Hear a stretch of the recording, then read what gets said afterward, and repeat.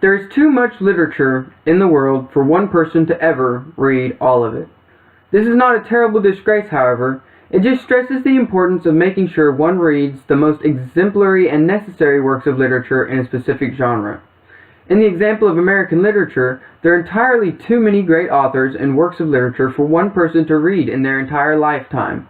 There's Ben Franklin, Anna Bradstreet, Washington Irving, Henry David Thoreau, Louisa May Alcott, Arthur Miller, and so many other great writers that should be studied in literature classes and enjoyed throughout one's life.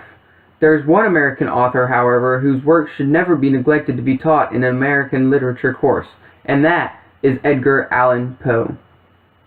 Edgar Allan Poe is one of the most popular, profound writers out of the entire canon of American literature, and if his work is not taught and studied in American literature classes, a thorough examination and study of American literature has not been conducted. One of Poe's most lauded works of fiction is his short story, The Fall of the House of Usher. This short story should without a doubt be taught in American literature courses because it displays one of America's greatest authors, Edgar Allan Poe, most masterful storytelling methods and usage of literary devices. Edgar Allan Poe's use of extended metaphor, horror, and the incorporation of the literary movement of Romanticism makes this short story a necessary and excellent addition to any course of American literature. Besides stylistic prowess, this work should also be studied by students of American literature because it was written by a man who shook literature forever with his imaginative but also highly realistic view on life. Poe was not a man who glossed over the evil nature of human beings, such as transcendentalists like Henry David Thoreau. Instead, he looked at humans full on in the face and wrote about the evil that lies inherently inside of them. His views on human nature are still being used and written about by modern American authors today, such as Stephen King and John Grisham. Poe is important to be studied because in a time where transcendentalism was being widely accepted and written about, in which it was glorifying humans and saying they were basically godlike, Poe was a voice in the wilderness crying out that humans were not little gods, but more like little demons. He was not afraid to be honest about humans, and through his work, he changed American thought patterns. Americans began to see humans more honestly, that they consisted not only of good, but of bad as well, and this is due to the work of the great American author, Edgar Allan Poe. If one had to pick only one of Poe's short stories to teach in an American literature course, it should be The Fall of the House of Usher. This short story exemplifies the true mastery Poe had over the written word.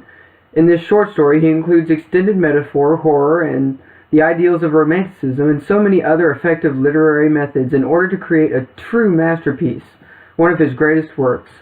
The extended metaphor in The Fall of the House of Usher is the house itself.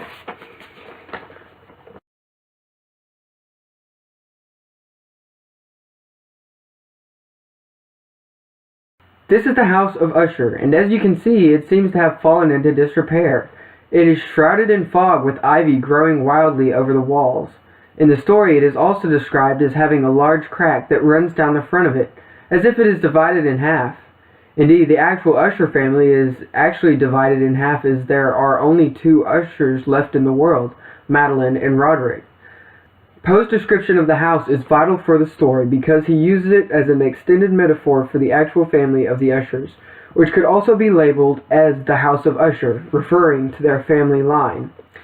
The gloomy, decaying facade of the house relates to the decay of the Ushers. Roderick Usher is falling apart due to an unknown mental illness he professes to have. He does not say what it is, but he relates it to the house. Madeline Usher suffers from unknown physical illness. Both could be said to be in disrepair, just like the house. At the end of the story, as both of the Ushers die, ending the Usher family line forever, the House of Usher crumbles to bits. Poe's masterful use of extended metaphor is just one of the reasons why this short story should always be taught in American literature courses. Literary scholars also agree that The Fall of the House of Usher should not be neglected to be taught. Kifa al-Amari writes in the journal Teaching American Literature that professors teach The Fall of the House of Usher because it is one of Poe's most renowned works, and because it displays his stylistic methods in their highest form. The Fall of the House of Usher would be an excellent addition to the other selections on the American Literature Canon syllabus, because was written by a man who shook the world of literature with his bold approach to understanding human nature. It is one of Poe's works that is the most exemplary of his writing style and displays his masterful control of the written word through many well-developed literary methods. With his extended metaphor of the House of Usher being the strongest and most profound, it is for these reasons that I think it would be fantastic in addition to the American literary canon to include Poe, and specifically his short story, The Fall of the House of Usher, in American Literature course. Thank you.